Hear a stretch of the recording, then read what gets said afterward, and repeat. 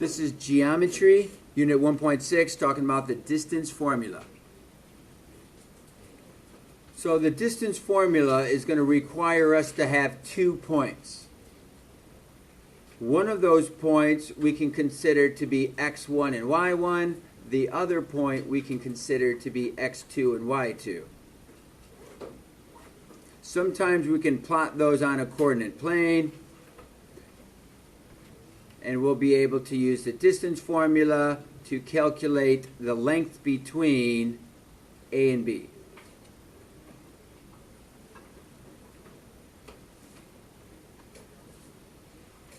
So to figure out the length of RT,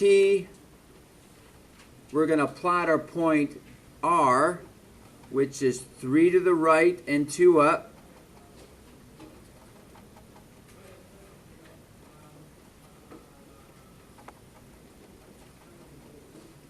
And then T is 4 to the left and 3 up.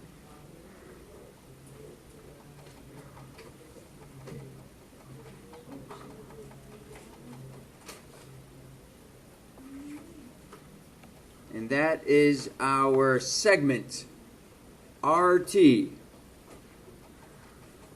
We can't count the length of this segment because it is not horizontal or it's not vertical. If T was on the same horizontal line as R, we could just count the distance over. But because it is slanted, we're not allowed to count that because that's not an accurate measurement. Some people like to turn this into a right triangle and use Pythagorean theorem. That's a pretty neat way to do it. Right now we'll focus on the distance formula. So we're going to label our points x1, y1, and x2, y2. It doesn't matter R or T if which one has x1, y1. You could switch and put x1, y1 here and x2, y2 there. It's your choice. I typically use the one on the left and I put the ones there and I put the twos there. So we're going to use our distance formula and I'll write it out. So that is the square root of x2 minus x1 quantity squared plus y2 minus y1 quantity squared. So there's our distance formula. The more times you write it out, the more you're going to be familiar with it.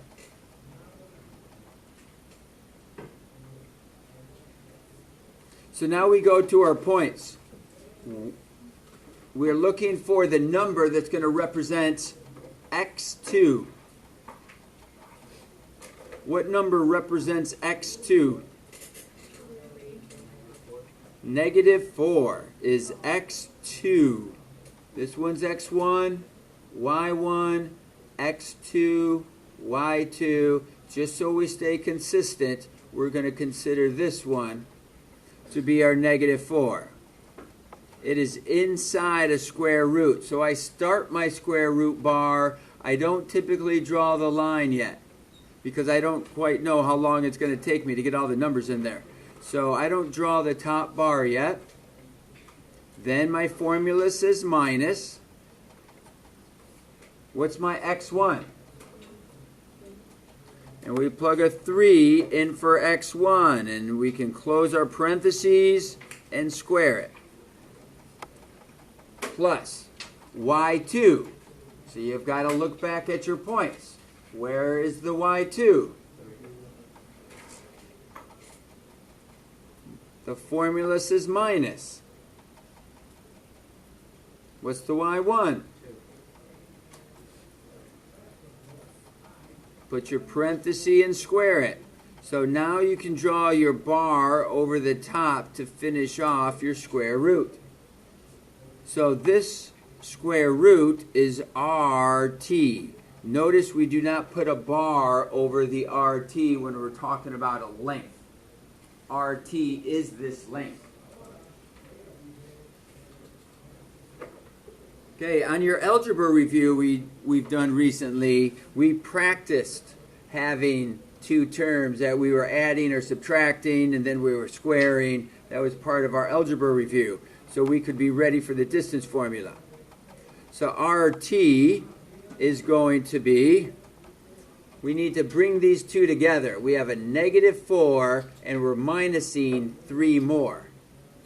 So that gives us -7. And that's still, we're going to square that soon.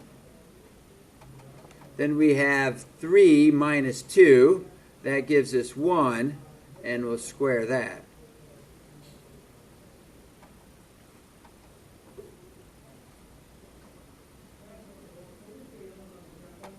So what would be good is if you're thinking about the steps and the steps that are going to come next, what would we do next? What seems reasonable to you? We're going to square those. Some people think, well, can the square root get rid of the squares and we can say -7 plus 1? You can't do that. So we have to square them individually. So we get 49 and we get 1. 1 times 1 is 1. And those two can now be added together. That's 50, square root of 50. And we can simplify that as 25 times 2. Or, yep, the square root of 25 is 5, so that's 5 root 2. That is our simplified radical form. That's why we practiced our radicals earlier this week. And using a calculator, we can find out an approximate version or value of the square root of 50. So the square root of 50 is 7.07. Perfect.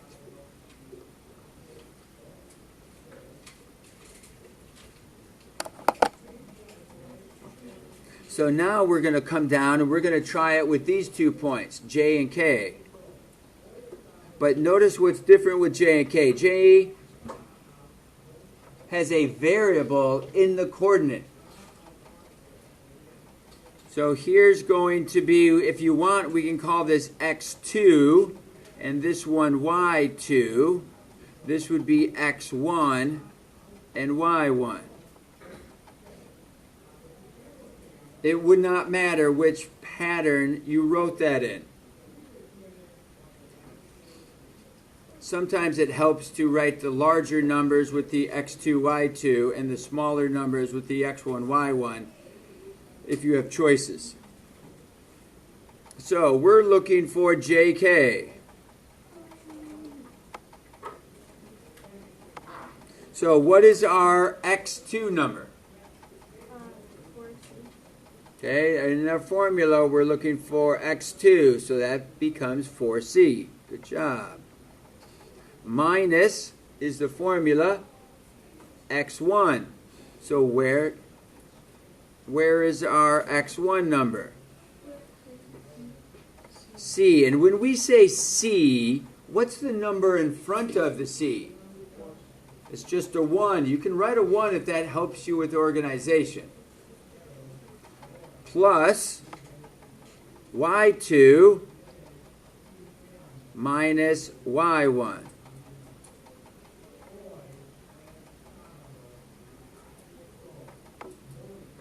So now we can do our calculation. JK equals the square root. What is 4c minus 1c? 4 cups minus 1 cup. 3 cups. So you've got to have the C. A lot of people make a mistake and they think that the C goes away, so it's 4. You're not subtracting the C's, you're subtracting 4 C's and 1 C. Subtracting 1 C from the 4 C's, actually. So we're squaring that. On this side, of course, is 0 squared. So this becomes the square root of 9c. Oh, 9c If I square the 3, I get 9. Now I have to square the c. How do I square c? It's going to be c squared. 3c times 3c is 9c squared.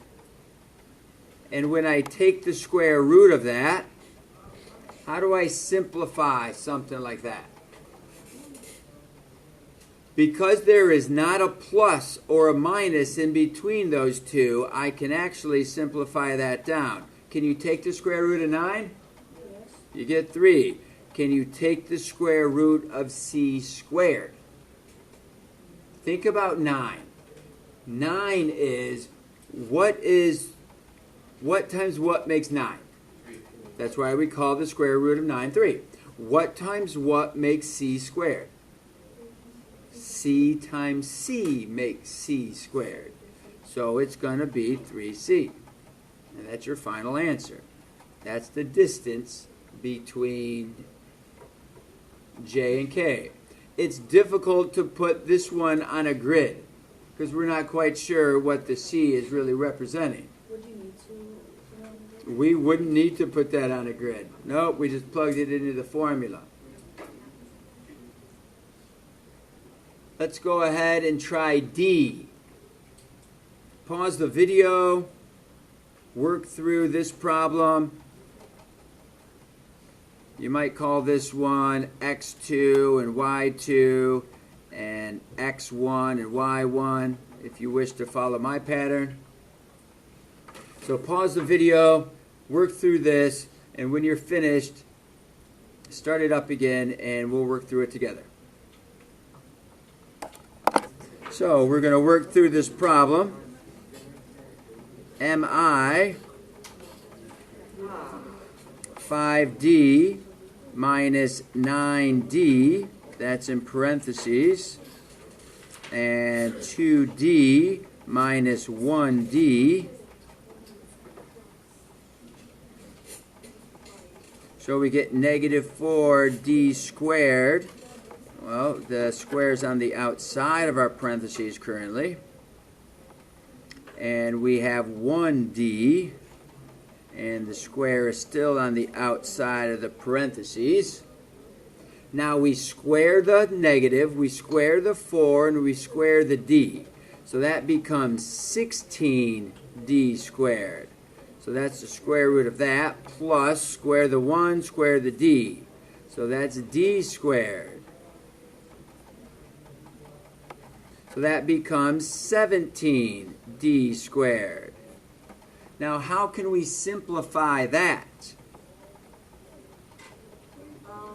you find the radical, or could you just add the D and 17? Which one would you do? Here we have our 17D squared. We don't know the square root of 17, but we do know the square of D squared. Anything squared, when you take the square root of it, what's going to happen? You're going to lose the radical. So the radical comes to the outside for the D, or the D is pulled out. So that is our final answer for the distance between M and I.